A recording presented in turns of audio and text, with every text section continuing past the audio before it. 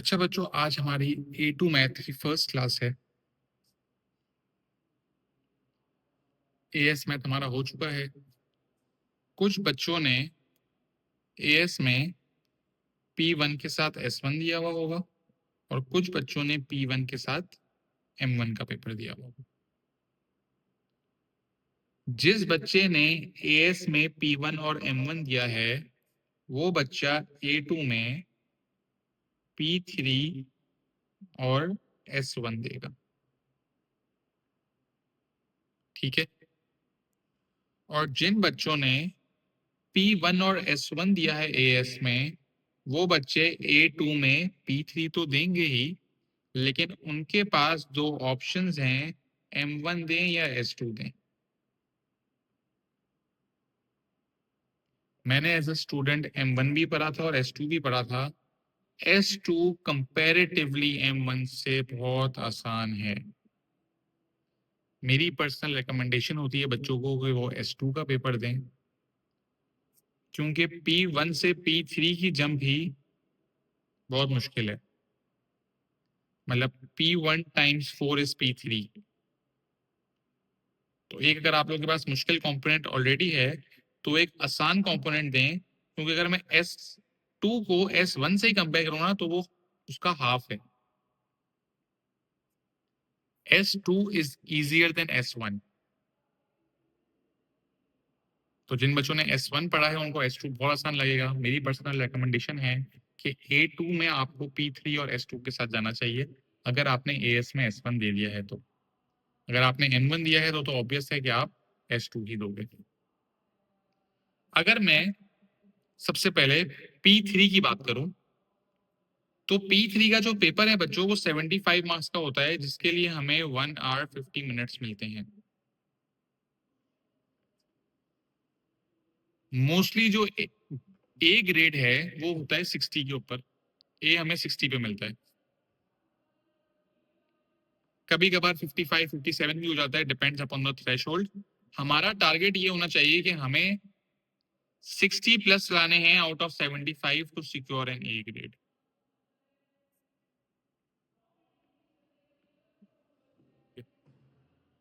अगर मैं P3 के सिलेबस की बात करूं तो P3 में हम लोग 13 टॉपिक्स पढ़ेंगे। कौन कौन से टॉपिक्स हैं हमारे पास? Partial fraction, binomial, indices, surds and logs, trigonometry, differentiation, integration, differential equation, complex numbers, iteration, vectors, modulus function, remainder factor theorem और tan inverse integration.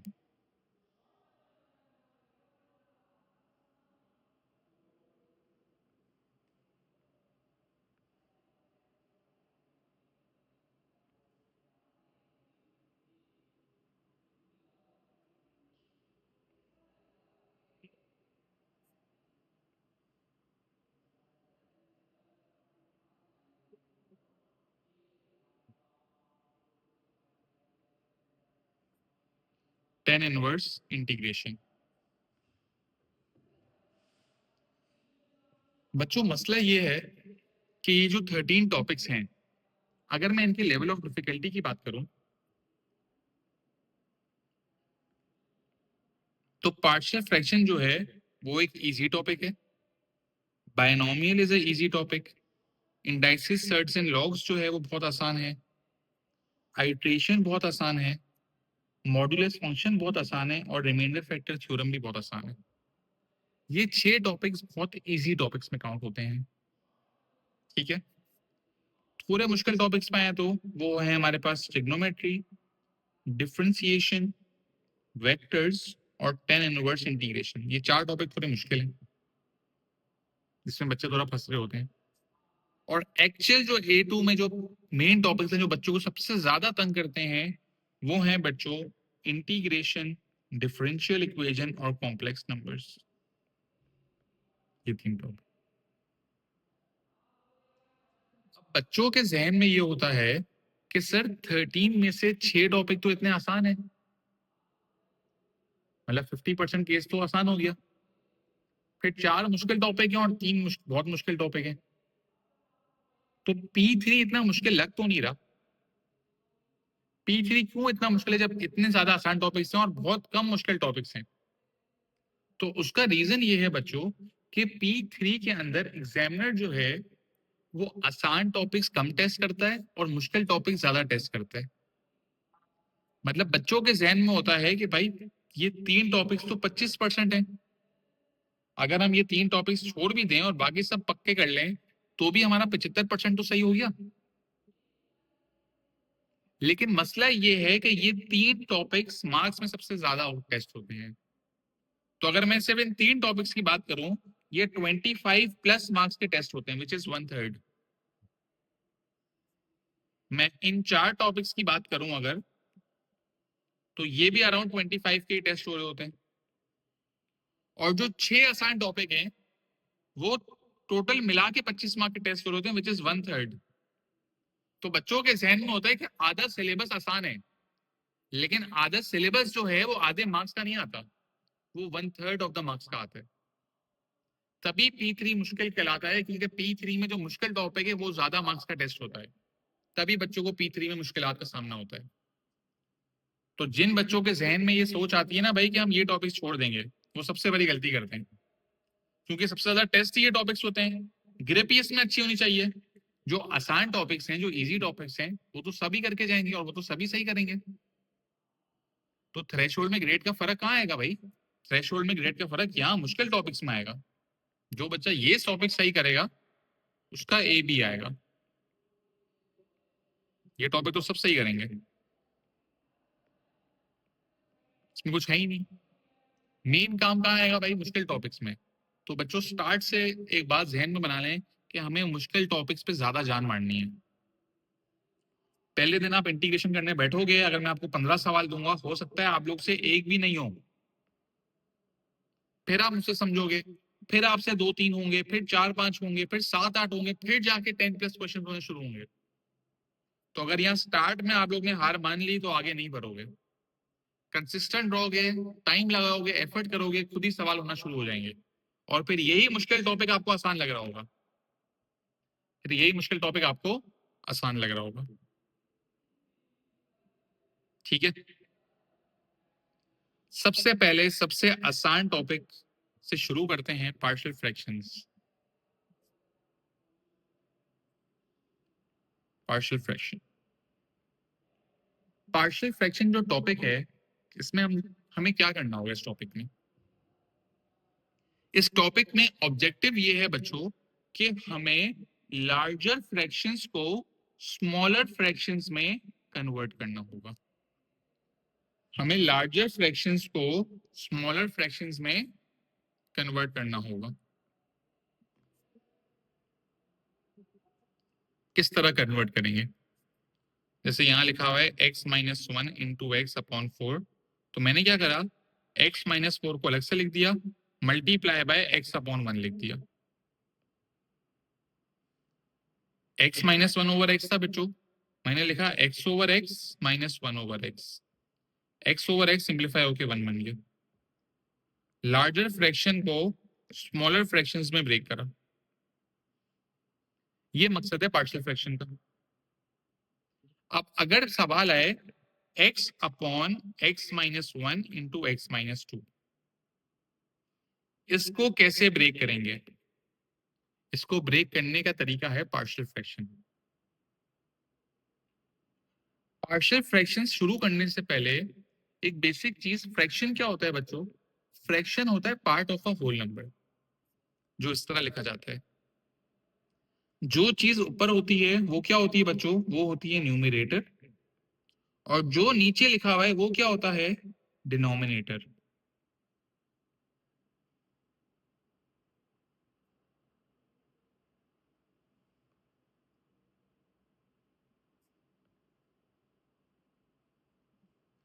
Denominator.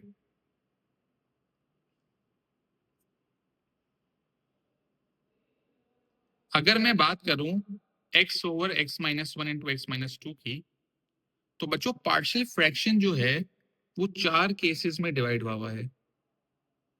Partial fraction is divided in 4 cases. ये चारों cases जो हैं ये denominator पे base करेंगे। Partial fraction में मुझे फर्क नहीं पड़ता न्यूमिनेटर में क्या लिखा हुआ है, मुझे फ्रैक्शन को ब्रेक करने के लिए डिनोमिनेटर को चेक करना होगा। डिनोमिनेटर को चेक करेंगे और उस हिसाब से हम पार्शियल फ्रैक्शन को ब्रेक करेंगे।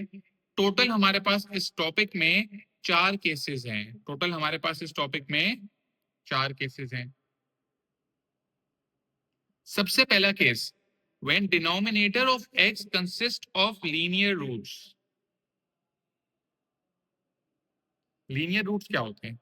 लीनियर रूट्स वो होते हैं जिसमें इक्वेशन में एक स्ट्रेट लाइन बने। स्ट्रेट लाइन वाली इक्वेशन कौन सी होती है? जिसमें x की पावर 1 हो, जिसमें x की पावर 1 हो। जब भी x की पावर 1 होगी ये एक लीनियर रूट होगा, ये एक लीनियर रूट होगा। अगर डिनोमिनेटर में लीनियर रूट हैं तो ये होगा केस 1। x माइनस 1 और x माइनस 2 बेटा दोनों लीनियर रूट्स हैं। क्या आप लोग इस बात से अग्री कर रहे हैं? दोनों की पावर्स 1 है।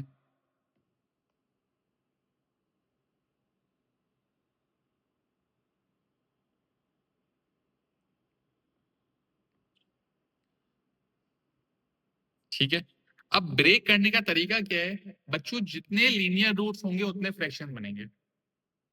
जितने लीनियर रूट्स होंगे उतने फ्रैक्शन बनेंगे। क्या मतलब है? यहां पर मेरे पास 2 लीनियर रूट्स हैं तो 2 फ्रैक्शन बनेंगे। पहले फ्रैक्शन में आप लिखोगे a ओवर x माइनस 1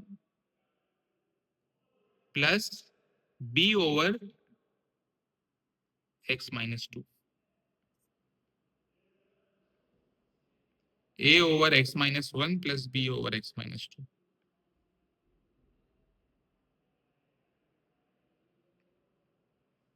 जितने रूट्स हैं उतने फ्रैक्शन बनेंगे। अगर यहाँ पे आगे डिनोमिनेटर में x प्लस 3 लिखा होता तो मैं plus c over x plus 3 लिख देता। ठीक है,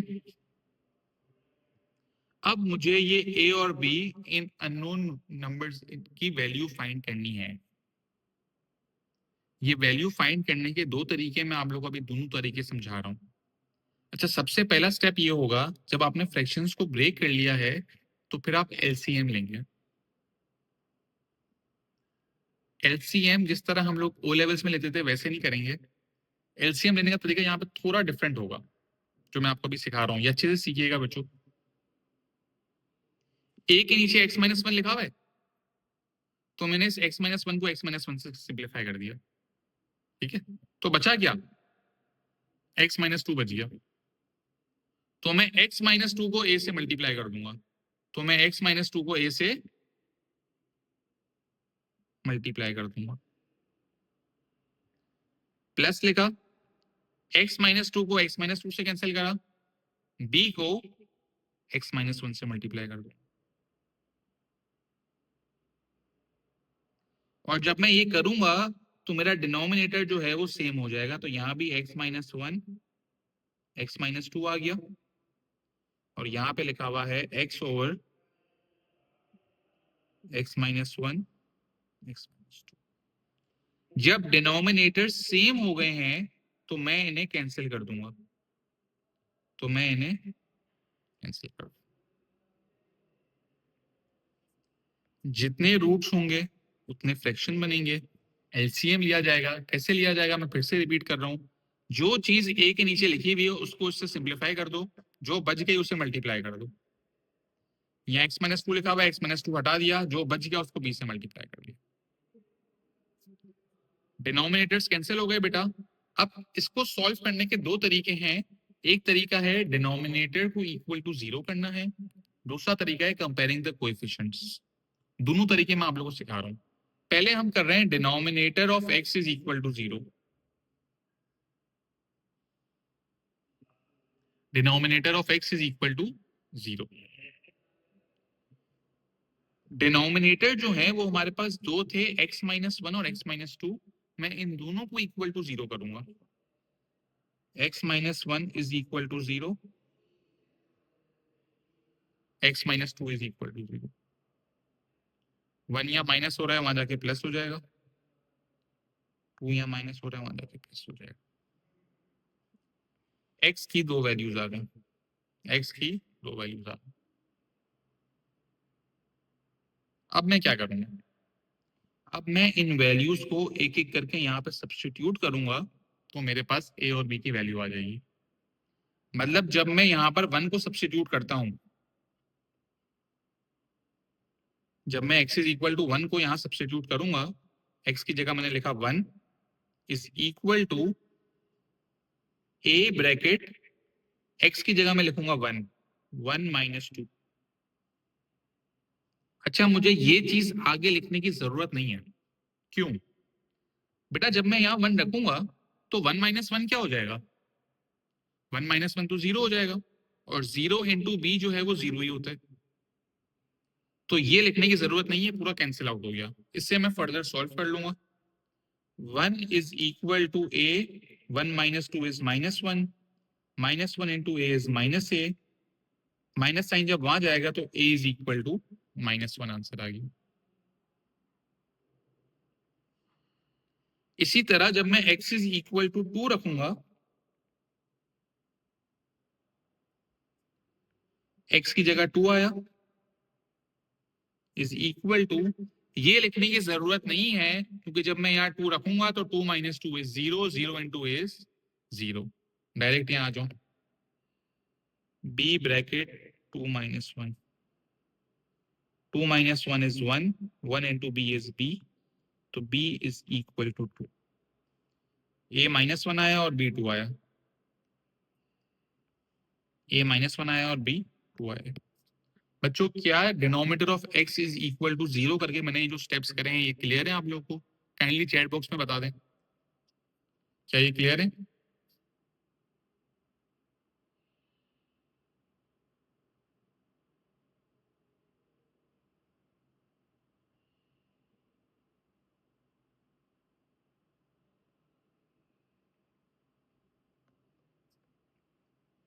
ठीक है।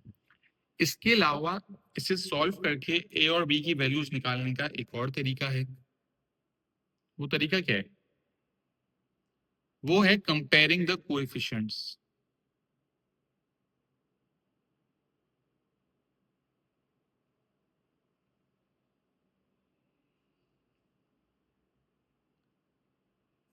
Comparing the coefficients. Comparing the coefficients का क्या मतलब है? देखो आप लोग एलसीएम तो ले चुके होंगे, यहां तक तो सेम ही स्टेप होंगे। इस इक्वेशन को कॉपी कर दो, x is equal to a x minus 2 plus b x minus 1। a को ब्रैकेट से मल्टीप्लाई करो, b को ब्रैकेट से मल्टीप्लाई करो ताकि एक्सपेंड हो जाए। x is equal to a into x is ax, a into minus 2 is minus 2a, b into x is bx, और b into minus 1 is minus b। पहले हम कंपेयर करते हैं x को। x को कंपेयर करने का मतलब क्या है? मैं देखूंगा लेफ्ट हैंड साइड पर x के साथ क्या लिखा हुआ है। x के साथ यहां पर क्या है बच्चों? कौन सा नंबर है x के साथ?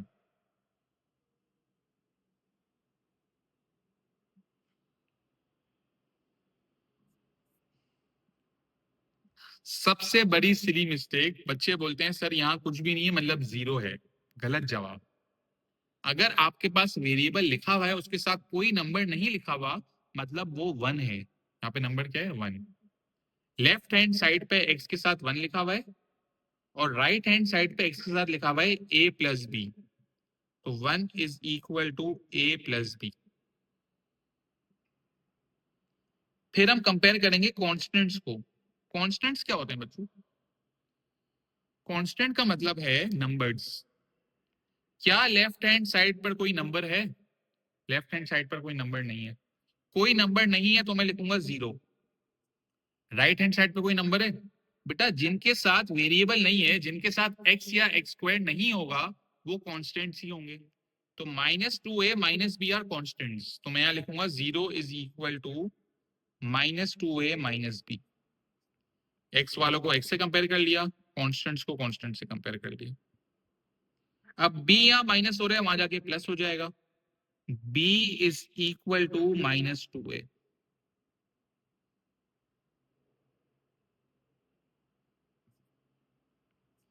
यहां पर b की जगह मैं -2a को सब्स्टिट्यूट कर दूंगा। 1 is equal to a, b की जगह आ गया -2a, a -2a is -a, minus sign को वहां भेज दिया, a इज इक्वल टू -1। इस वैल्यू को मैं यहां सब्स्टिट्यूट कर दूंगा। b इज इक्वल टू -2 और फिर a की जगह आ जाएगा -1। b is equal to +2। आप चेक कर सकते हैं बेटा, आंसर सेम आ रहे हैं।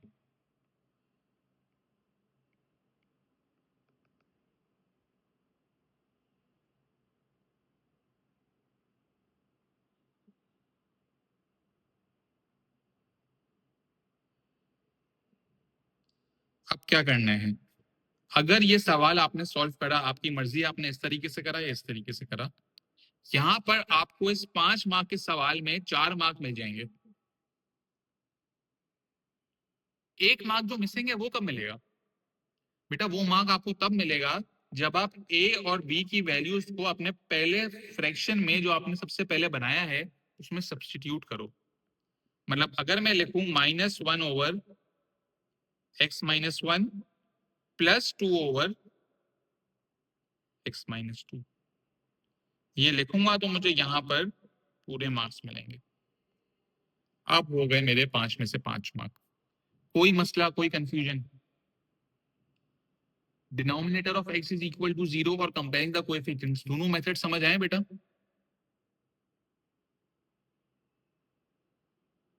अब सर एक सवाल, सर जब एक मेथड से आंसर आ रहा है सही, तो आप दोनों मेथड्स क्यों सिखा रहे हैं?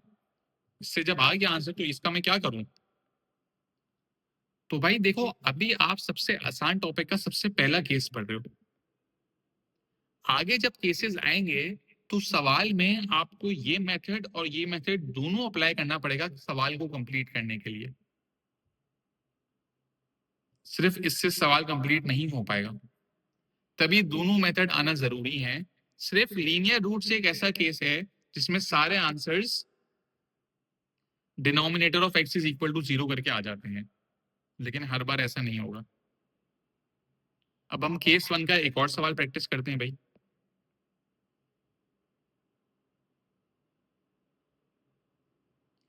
बेटा अगर लीनियर रूट्स हो ना तो वो जितने भी हों आसान मेथड यही होगा, मतलब वर्किंग जिसमें कम होगी ना वो इसी मेथड की होगी।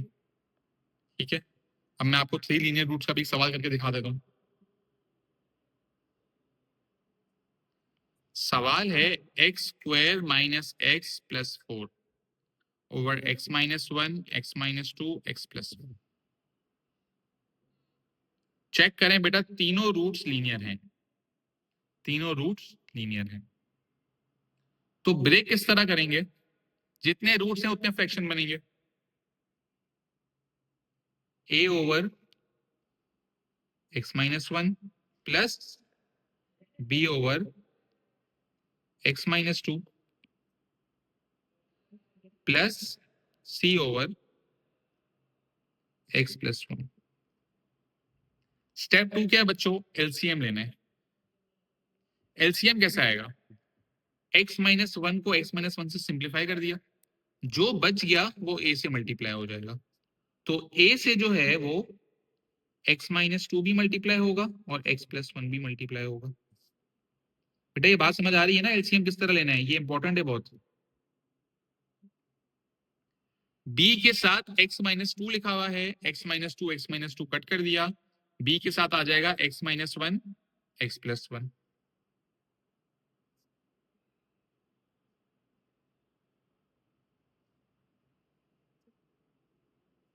प्लस ये x + 1 को x + 1 से कट कर दिया, c के साथ आ जाएगा x-1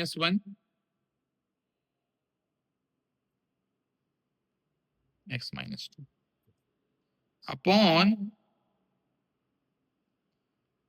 एक आया x-1, एक आया x-2, एक आया x + 1। और लेफ्ट हैंड साइड पे आ गया आपके पास ये जो क्वेश्चन था, ये एज इट इज कॉपी हो गया।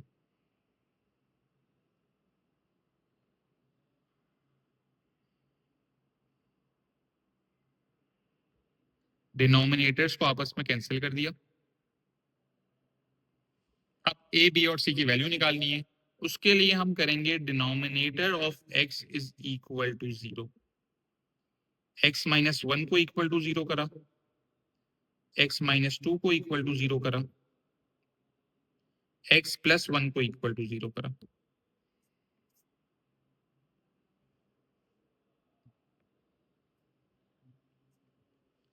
वन यहाँ माइनस हो रहा है, वहां जाके प्लस, 2 यहाँ माइनस हो रहा है, वहां जाके प्लस, 1 यहाँ प्लस हो रहा है, वहां जाके प्लस।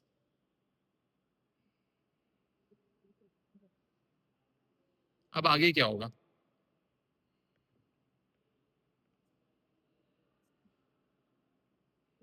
अब हम एक एक करके इन वैल्यूज को यहाँ सब्स्टिट्यूट करेंगे। जब मैं 1 को सब्स्टिट्यूट करूंगा तो 1 स्क्वायर माइनस 1 प्लस 4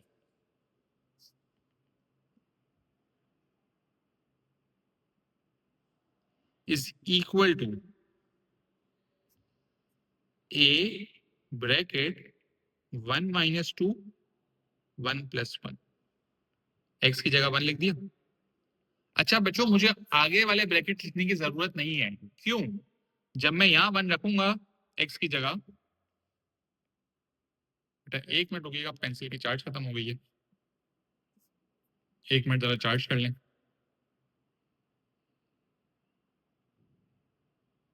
जब तक यहाँ तक कोई सवाल है तो पूछ लें। यहाँ तक सब क्लियर है, सब साथ हैं?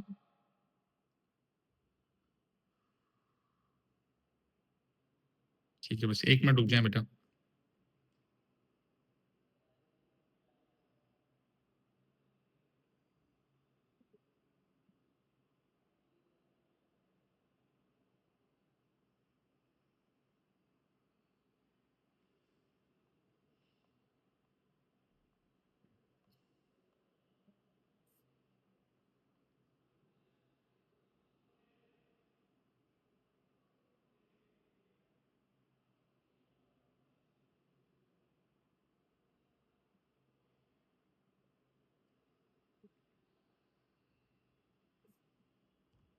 जी बेटा, बिल्कुल ऐसा ही होगा।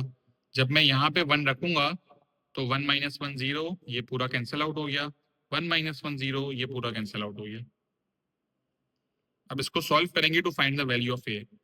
1 का square 1 minus 1 plus 4 is equal to a bracket 1 minus 2 is minus 1, 1 plus 1 is 2, 1 minus 1 is 0, 0 plus 4 is 4, minus 1 into 2 is minus 2, ये हो गया minus 2a, a is equal to minus 2 यहाँ मल्टीप्लाई हो रहा है, वहां जाके डिवाइड हो जाएगा, 4 over minus 2 is minus 2।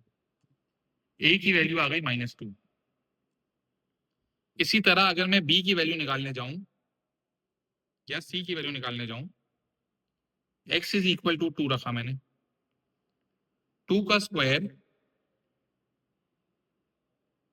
Minus 2 plus 4 is equal to 2 minus 2 0, 2 minus 2 0, b आ जाएगा भाई। तो b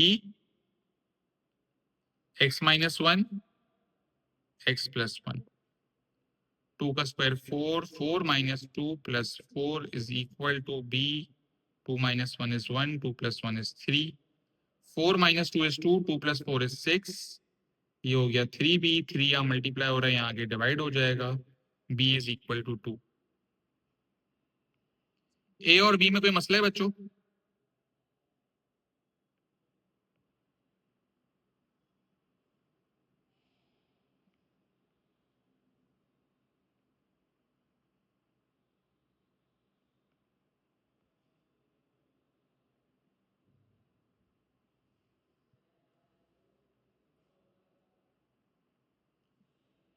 तीसरा number x is equal to minus 1।